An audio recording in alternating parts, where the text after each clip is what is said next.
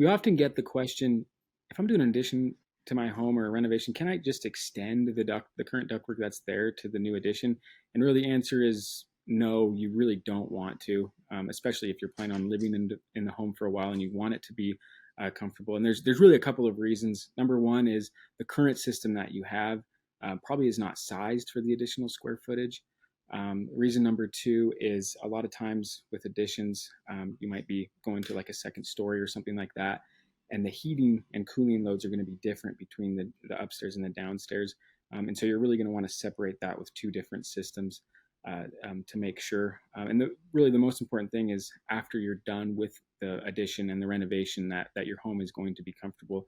Another thing too is most people, when they're doing a renovation, sometimes they've bought that home and they're actually inheriting that furnace from the previous sellers, and so you don't know how well that unit's been taken care of or if it's going to be able to keep up or do a good job. So it's always a good idea to have an expert come out there and just give you some options for ductless, and you won't regret spending a little bit extra time and money on going with the ductless system. So if you're ready to do a renovation or addition, we'd love to hop on over and give you some different options and really help you out in your decision.